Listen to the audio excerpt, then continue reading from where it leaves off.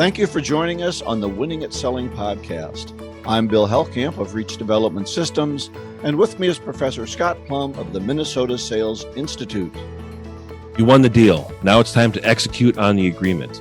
Implementation and onboarding comes with matching all the client's problems with your solutions. Is it possible that there could be a misunderstanding or a change order? Does this sound familiar? If so, stay tuned as Bill and I discuss after-sales issues, implementation, and other great ideas on episode 475 of the Winning at Selling podcast.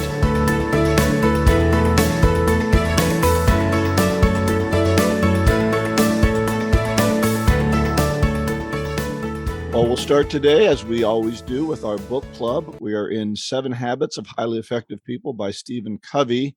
And we are talking about habit 1, be proactive. And we talked about it a little bit last week. We're going to finish the chapter this week.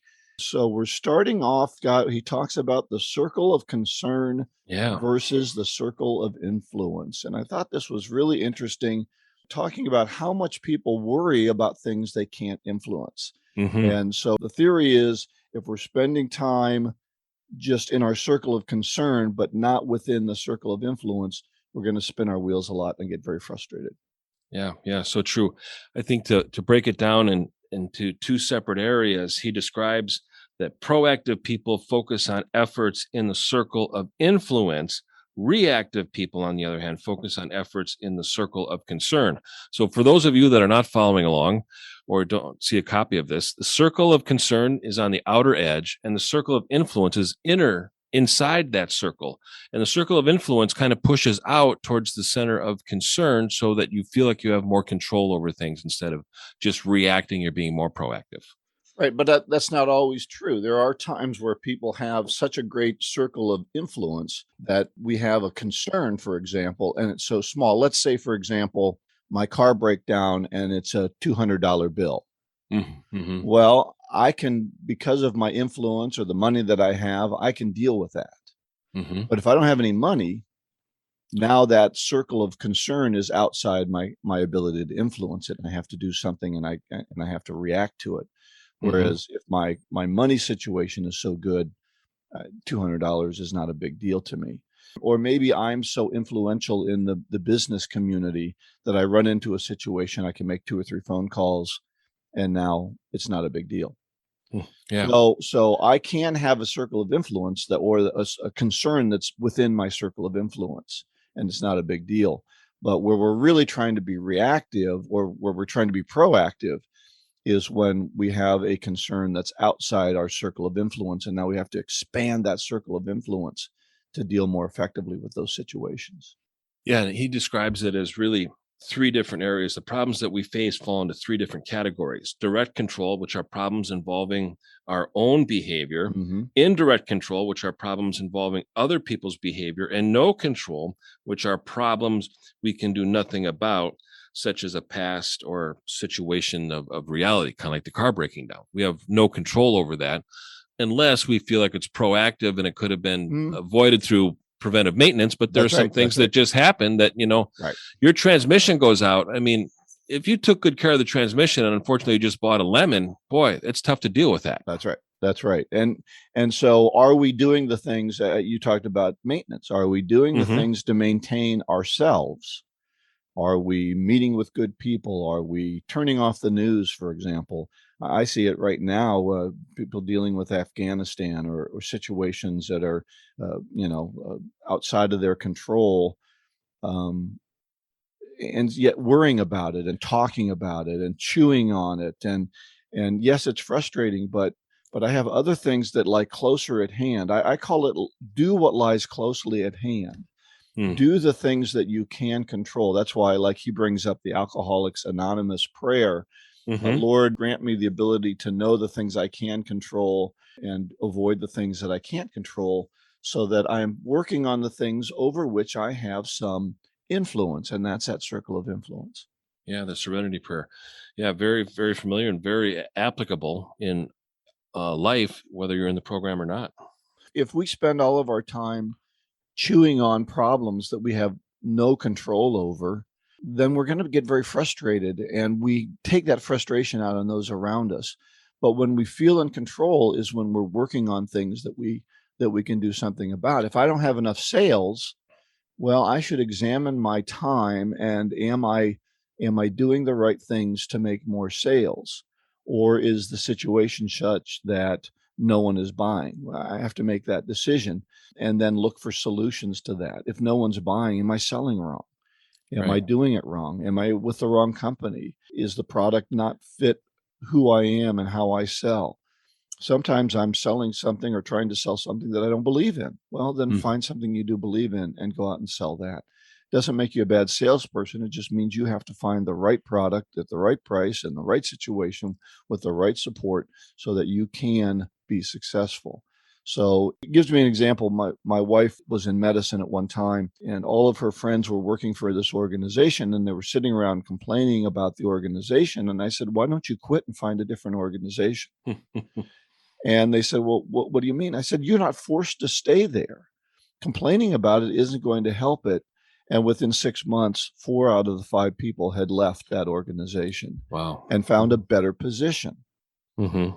And complaining about it doesn't do anything. Doing something about your issues is where you're working on that circle of influence. What can you do? They could quit, or they could start looking for a different job and find a better situation.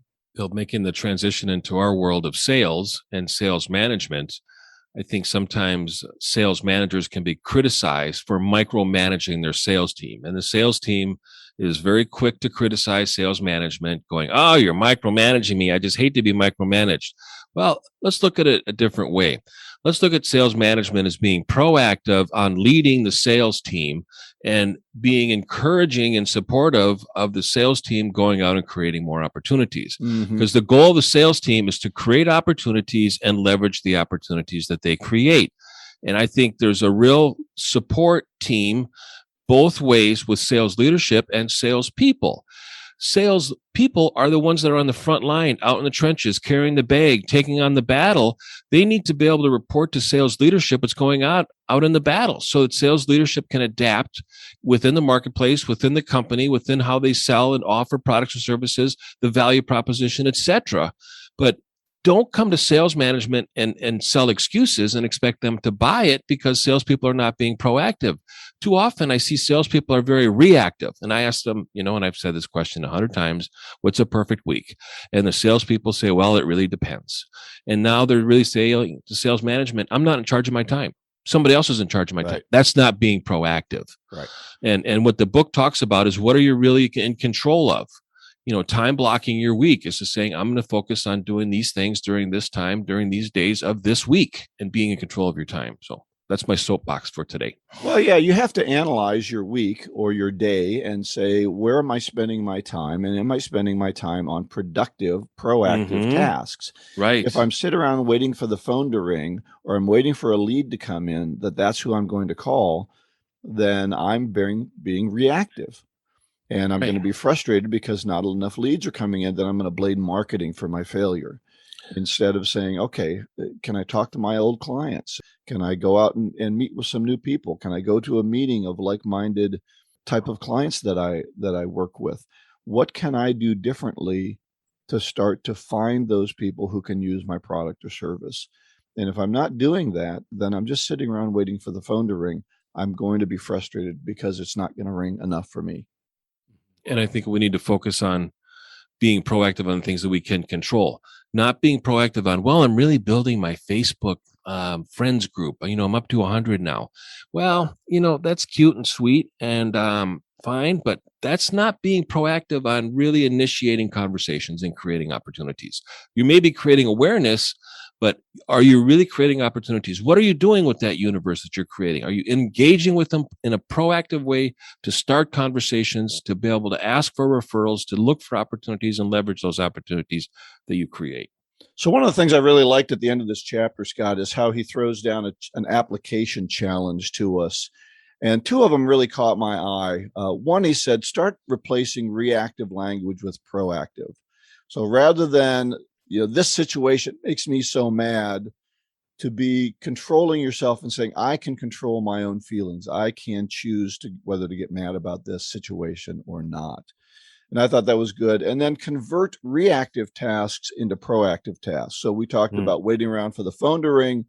versus choosing 5 or 10 or 15 people you want to talk to and going out and making some outbound phone calls and see if you can get some appointments all on your own instead of waiting around. Now, sometimes I feel like we're talking to the choir here. We know our listeners, and we've talked to our listeners, and we're in contact with them, and we know they're doing many of these things. But look for those small things maybe that you're not doing. I know when I have a bad day, I didn't plan my day out. I didn't even write down a list of the things I needed to do that day. And when I don't do my daily list, I go to the end of the day and I'm frustrated. So I know that means I have to sit down and do that list every day. That's so true. It's kind of like the shopping list. When you write the shopping list out and you leave it on the counter and you go to the store, you're able to remember the things that are on the shopping list because you wrote it out. Even if you wrote it out, even if you didn't bring it along you with forgot it, but you wrote it down. So write it down, show it to your brain. Your brain cannot see you lie. When you write it out, it's truth. You cannot lie and expect your brain to believe it's a lie. Your brain believes it's true. So this is a good book, but it's all about implementation. Do something different. Don't just read something and hope you do something different. Next week, habit 2, begin with the end in mind, and we'll do about half of that chapter as well. So I think that's probably the rhythm we're going to get into with these, don't you, Scott? They're really thick chapters, high content, they're long, and if we just skim across them, we're really not going to be able to get the essence of the book. It's a fabulous book, and it's written how many years? 35, 40 years ago, and you look at 30 years ago, and you look at some of the things that are being implemented today, it's the source is this book. And then there's another source to this book, and I think it's called the Bible, is the source for this book. Yeah, well, that's what Dale Carnegie said about his book, How to Win Friends. His source was the Bible for many things. Amen. So it tells us that people don't change that much, and we're still dealing with the same problems we dealt with 30 years ago or 2,000 years ago. Human nature. Exactly.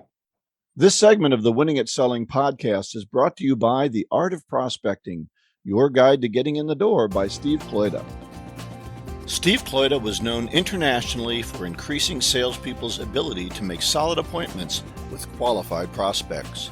You too can learn this essential skill by ordering a copy of his superb book, The Art of Prospecting, Your Guide to Getting in the Door. In this book, Steve shares the top strategies and tactics he has developed, implemented, and personally tested with more than 1 million sales and prospecting calls. You can get his book on the website, theprospectingexpert.com. In addition, check out his other great online resources. Instant Sales Coaching, which will guide you through 5 online success modules. A guided prospecting process entitled Call Reluctance Transformer, and the Magnetic Selling Strategies Workbook, a detailed step-by-step guide to increasing your sales. Get any of these valuable resources at theprospectingexpert.com. So our topic today is on sales implementation. And this is after you get the quote accepted or the proposal or the agreement. You got the deal. Yeah, you want it. And I want to start off on, I got to start off on a rant, Bill, because as I'm preparing for this, there's one thing that's just really rubbed me the wrong way and it just really irritated me. And that's this US Bank Stadium in Minneapolis. The original quote came in at $1 billion. And you know what the final price tag was? $2 billion. Now, who accepted this? Who proposed this? Who's managing this project that cost twice as much as the original proposal? Guess who's paying for it? The taxpayers are paying for it. And it just shows a real strong evidence of mismanagement when it comes to something like this.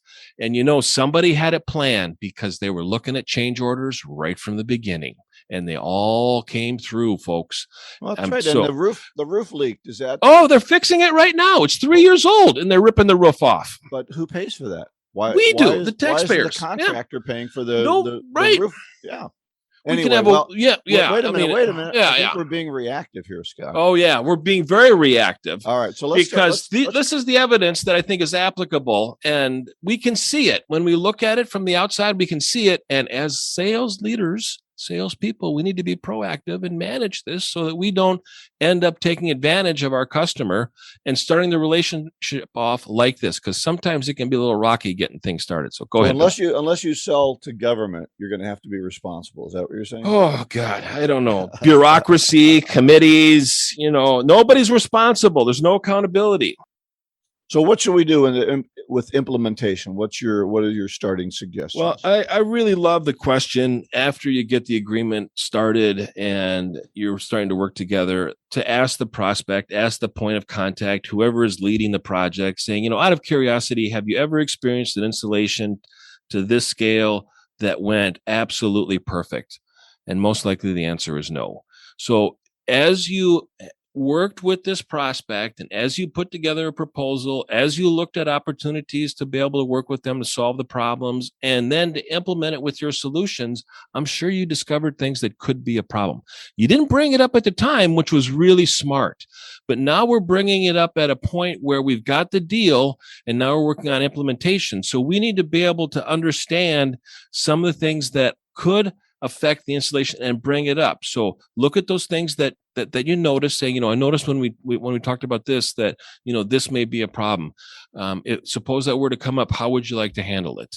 And what's your thoughts, Scott, on how involved a salesperson should be in this follow-up, or in this is kind of a mix of follow-up, but in this implementation process? Because I got other things to do, man. I got to sell to the next company. I have things I have to do.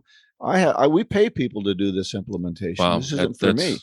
That's a sales culture, and that's within the sales organization, the company, as to how they manage sales, outside sales reps, to account managers, inside sales, to implementation specialists that end up taking a contract and implementing it. Now, sometimes that can be really smooth and sometimes that can be very rocky, because you look at a sales rep's job as what is their goal? Bring the contract across the goal line and drop it off, spike the ball, and on to the next thing. Now we're going to work on special teams to try to do the other things. And that can be rocky, but smaller companies, I think you're going to see salespeople are going to be implementing the service or contract and getting it started. Larger companies, you're going to have a sales team that works on implementation and onboarding. So I think they both need to work together behind the scenes on solving issues and communicating, so that it's seamless from sales to implementation. But the smaller companies, that might not be a possibility. Well, I think you're right that the salesperson has a certain level of involvement, and it's mostly because not everything that was promised, not everything that was implicitly applied to this contract is in it. And you're the one, as the sales professional, you're the one that the company trusted. Mm-hmm. And the client expects you to have some involvement. It may not be a day-to-day. I don't think a salesperson should be doing all the implementation, right? But I think they should make sure that the handoff and the strategy is in place so that things go well. Because I'll tell you, they're the ones that are going to get blamed, and you won't get any new business, and you may not get the long-term contract if this implementation doesn't go well.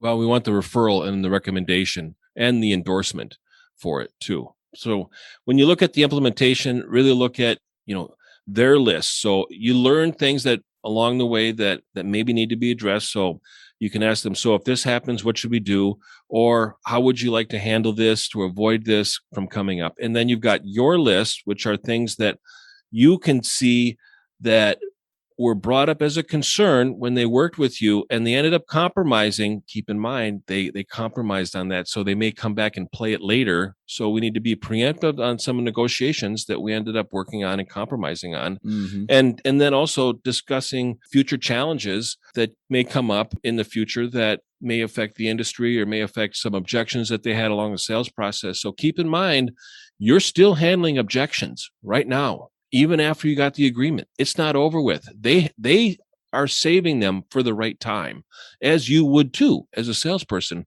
which is why you're bringing them up now, because it was part of a previous conversation. And you're being proactive about dealing with some of the challenges that could affect the implementation to achieve success. This is collaboration and working together so that we're able to address some of the things that maybe were unresolved or decided to compromise earlier in the conversation. Yeah, and I think some things are not purposely forgotten, but in a very complex sale, it's hard to make sure that you've got everything covered. And there are situations that are going to come up where you're going to have to agree to certain things, or they thought that this would be included and it was never really even talked about. And now we're coming into a problem. And that's why I like talking about their list of what's going to have to happen. But I think this is also a good time to make sure that we are focusing on what resources, time, talent, other money they're going to continue to give to this process to make sure that it works. We learned that in our last book, Let's Get Real, is that you need to make sure that their resources are going to be committed to this. And this implementation is where those resources now have to start coming into play. Yeah, and I think another thing that's important is if you were multiple bidding or you were multiple options in this deal, they selected you. Great. Now, how are they going to make that announcement to the other companies so that another company doesn't come in and try to take the deal away from you before you even start to implement it? And we need to find out, how are they going to tell the other companies that you won the deal and they didn't?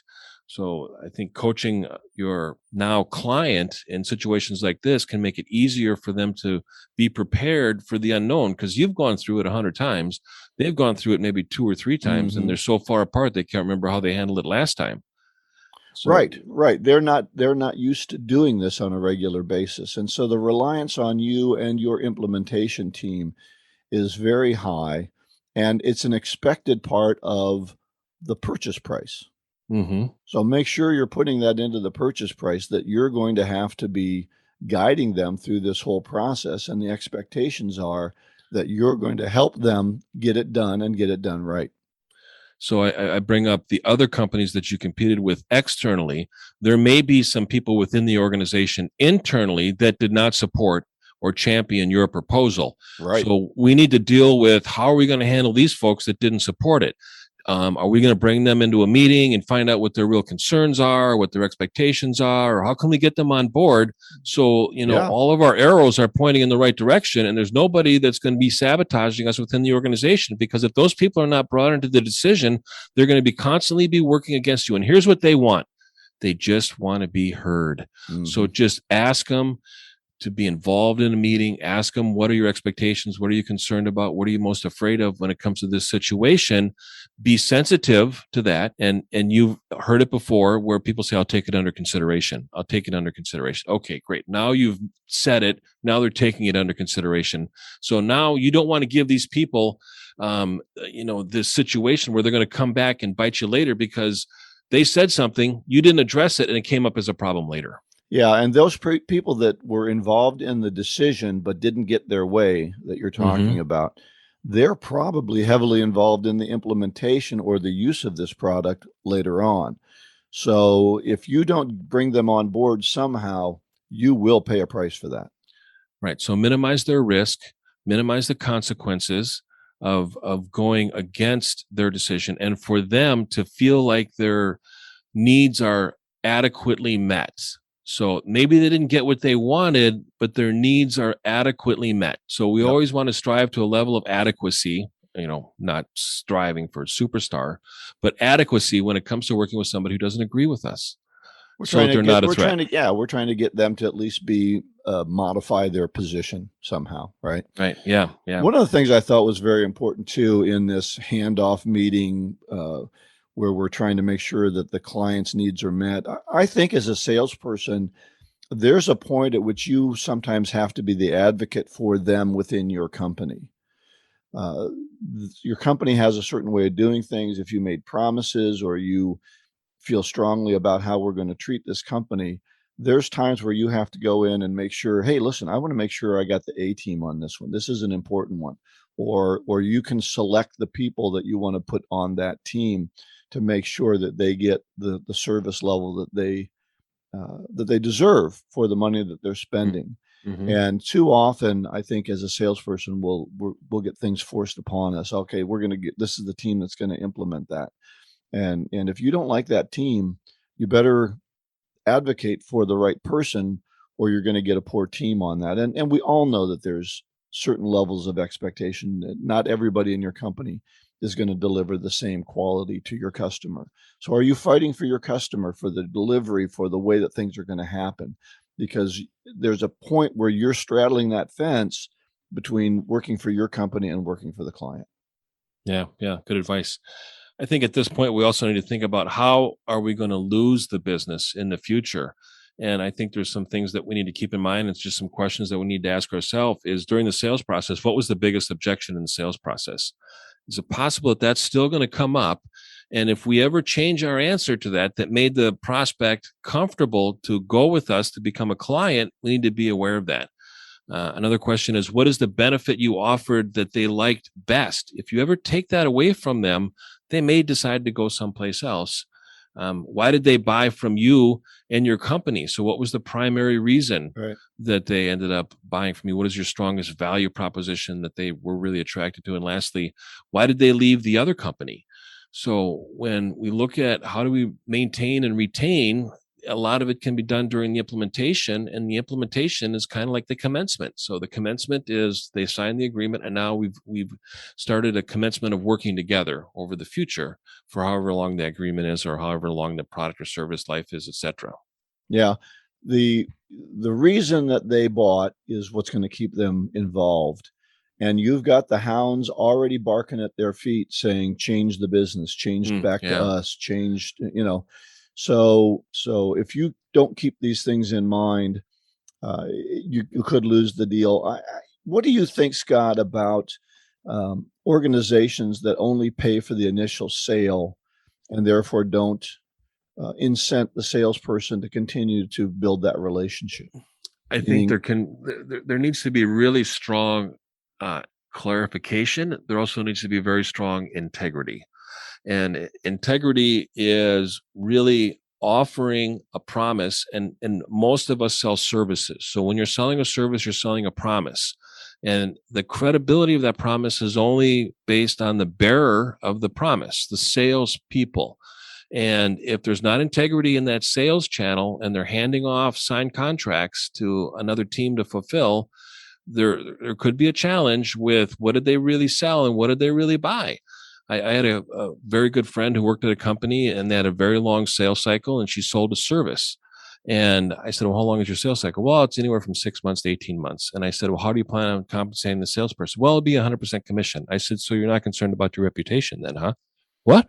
What do you mean?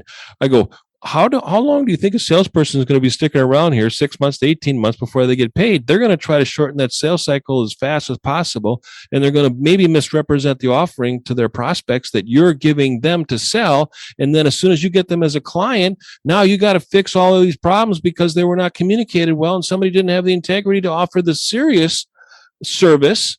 And they lied and they misrepresented it so that they could get paid. I said, what you really need is maybe an appointment setter to get you in front of prospects so that you can sell your service and you can manage your sales pipeline so that you can decide which deals you want and what you don't want. Bam! She did that. And within 5 years, that appointment setter saturated the marketplace, introduced her to everybody that was possible. I think it's interesting to look at, obviously, how we pay salespeople and what the relationship is in an organization between sales, inside sales, account management, all those different groups. I think a lot of companies misuse inside sales as just being an order taker and don't see them as someone who can be an outside salesperson in the future. They don't use their training ground well for the opportunity they have to build their sales team. And I think we also have to be careful about, how we pay salespeople and what motivates them. We know that they're motivated by the deal. And if we don't give them some incentive to stay with that client and keep working with that client, those clients can become orphans. Right. And that's just a terrible reputation to have in the marketplace. You got to be really proactive about dealing with that and saving the client so that they don't spread bad rumors about, and they're not even rumors. I mean, there could be actual experiences that they're sharing with other people in the industry.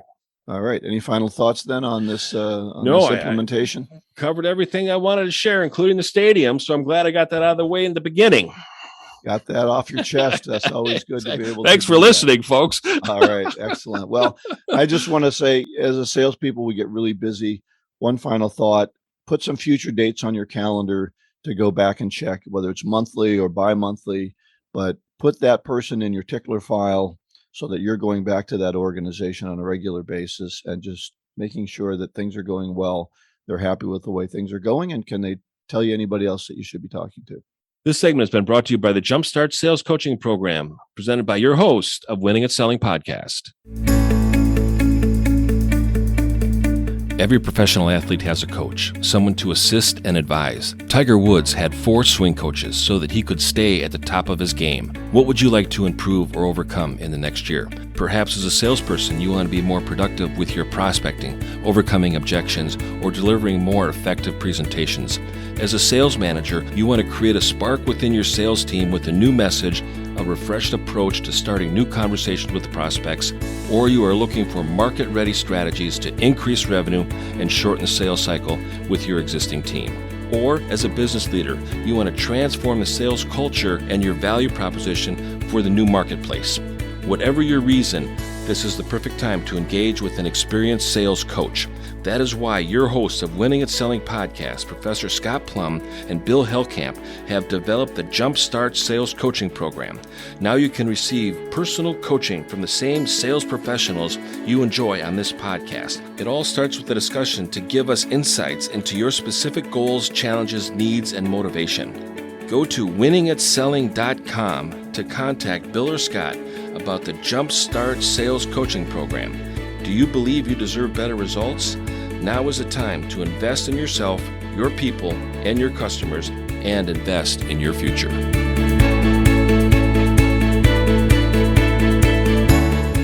We'll wrap up with our golden nugget, and this is from James Allen, one of my favorite authors, and he wrote a little book called As a Man Thinketh.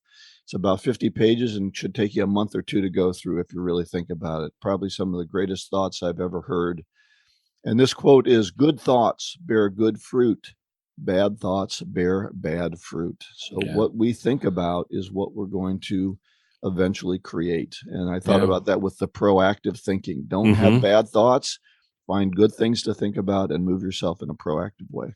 Yeah. You mentioned this book at a PSA meeting and I went out and bought it that day. So I appreciate you suggesting it. It is a very high concentrated, focused on strong attributes and quotes like this that can really give you a direction and foundation. So thanks for recommending it. Yeah, if we ever had it as a book on our book list here, I would probably say we do about 2 pages a week. Wow. Because it's just that condensed with how much we should think about what's going on in our mind. And I think that's such a powerful thing.